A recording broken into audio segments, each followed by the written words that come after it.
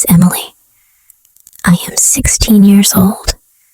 I live with my mother and my stepfather. My real father died when I was 7. He was kind. He gave me books. He told me bedtime stories. But now, he is gone. Forever. After my father died, my mother met another man. His name is Sam. I do not like him. He is not a good man. At first, he was quiet. Then he changed. He shouted. He broke things. Sometimes he looked at me in a strange way. One night, I was reading a book in my room. Sam came in. He closed the door. I was afraid. I ran to my mom. "Mom, please help me," I cried. "Sam is not good. He scares me." But my mom looked at me with cold eyes. "Stop lying, Emily," she shouted. "Sam is your father now. Show respect." My heart broke. My mom did not believe me. She believed him. The next day, I went to school. I could not smile. My teacher, Miss Laura, asked me, "Emily, are you okay?" I looked down. "Yes," I said. But inside, I was not okay. That night, I could not sleep. I cried in my bed. I felt alone. Nobody wanted me, not even my own mother. In the morning, something changed. A woman came to our house. She wore a black jacket. She was from the social service office. She looked at me and said, "Emily, you need a safe place. You will come with me." I did not understand. I looked at my mom. She said nothing. She looked away. "Pack your things," the woman said. I packed my small bag. I took my teddy bear, my notebook, and one photo of my dad. I left the house. My mom did not hug me. "Where are we going?" I asked. She smiled and said, "Somewhere safe." And that is how I lost my home. But maybe I will find a new one. When we arrived, the woman opened a big metal gate. Behind it, I saw a tall, gray building.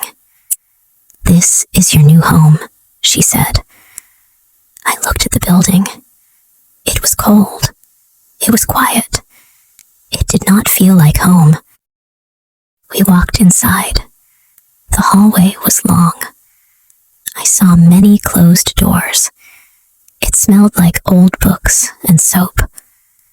Some girls looked at me. They did not smile. Some were younger. Some were older. All of them had sad eyes, like mine. The woman said, "This is a shelter. You will live here now. You will be safe here." She took me to a small room. There were 2 beds, 1 desk, and a small window. On the bed near the window, a girl was sitting. "This is your roommate. Her name is Lily," the woman said. The girl looked up. She had long black hair and quiet eyes. "Hi," I said. She nodded. "Hi." The woman left the room. The door closed. I sat on the bed. I held my teddy bear close. I felt cold. I felt scared. After a few minutes, Lily spoke. "Your first time here?" "Yes," I said. "Me too," she said. 3 days. "Do you miss home?" I asked. She looked at the wall. "No, my home was not good." "My home was not good too," I whispered. We were quiet. But in that silence, I felt something. Not Not friendship, not yet, but maybe hope. That night, I could not sleep. I cried quietly. I missed my bed. I missed my dad. I even missed my mom, though she didn't want me. Suddenly, I felt something warm. Lily gave me a blanket. "You are cold," she said. I looked at her. "Thank you." She nodded. I was cold too, on the first night. That was the first time someone was kind to me. In a long time. I didn't know her.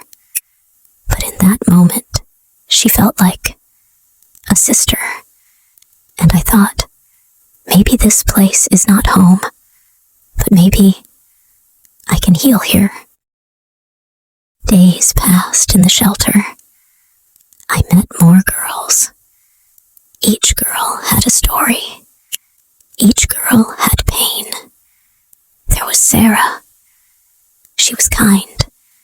She smiled a lot, but she never talked about her family. There was Maya. She was quiet, but strong.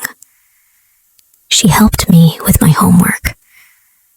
But sometimes I felt very sad. I remembered my stepfather's voice. I remembered my mother's cold eyes. One day, I told Lily, "I feel lonely inside." She looked at me. Me too. We sat together in the small garden. The sun was warm. The flowers were bright. But our hearts were heavy. "Why did they leave us?" I asked. Lily didn't answer. She just held my hand. That moment made me feel better. I learned something important. I am not alone.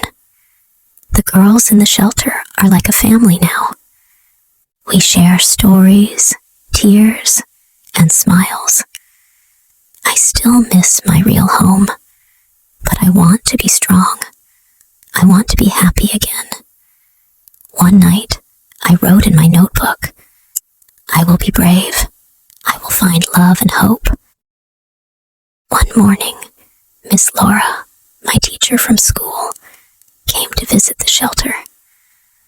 When I saw her, my eyes filled with tears. "Emily," she said softly, "I missed you."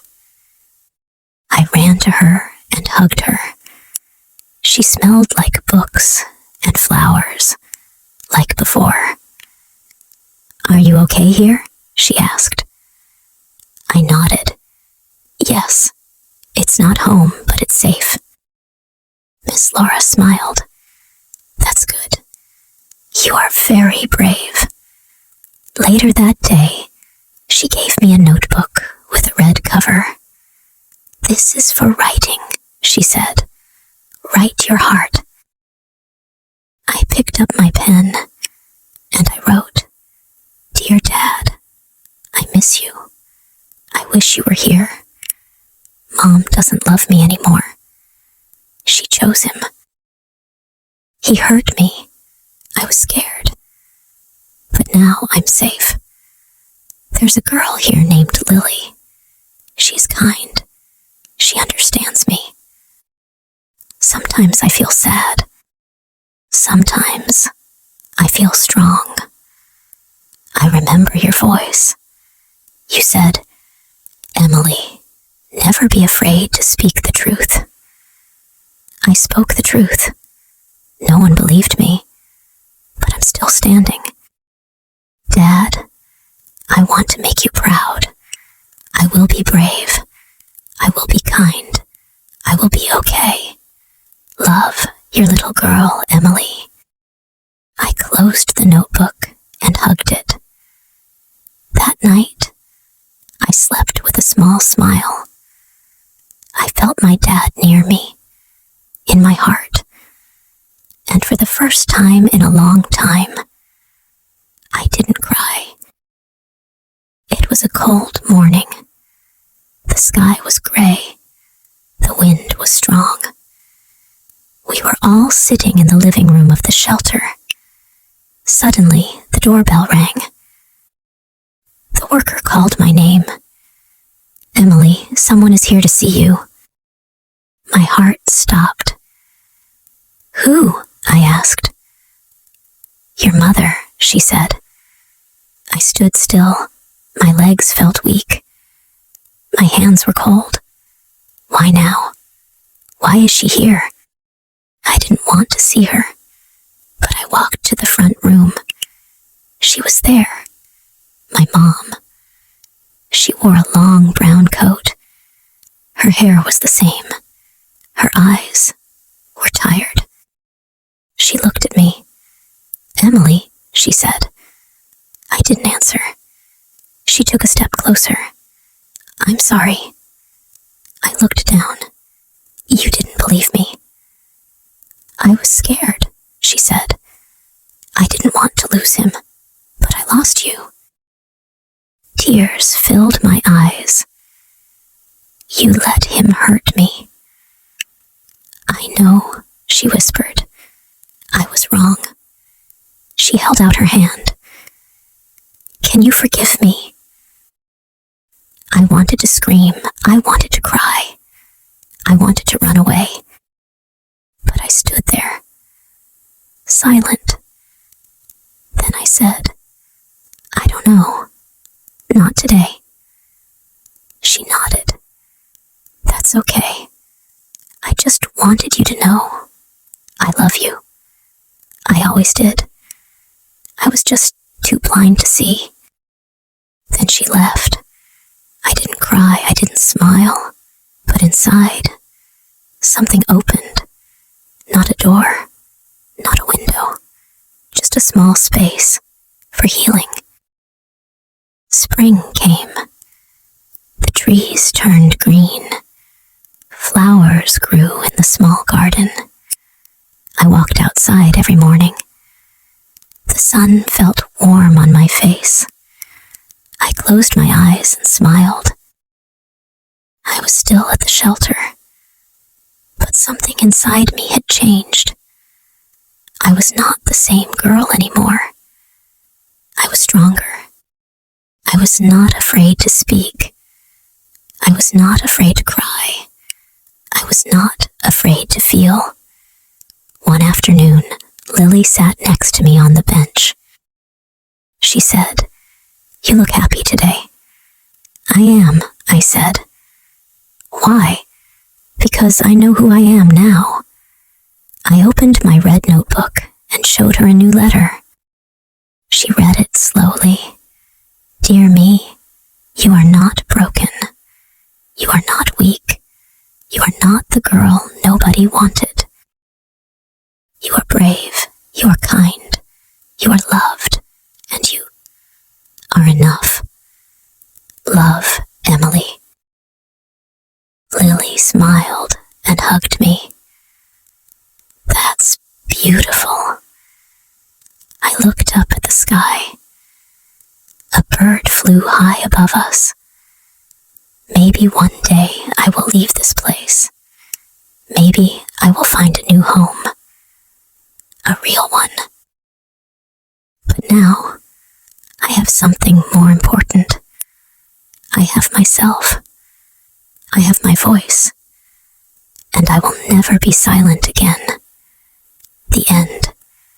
But my story is not really over. It is just beginning.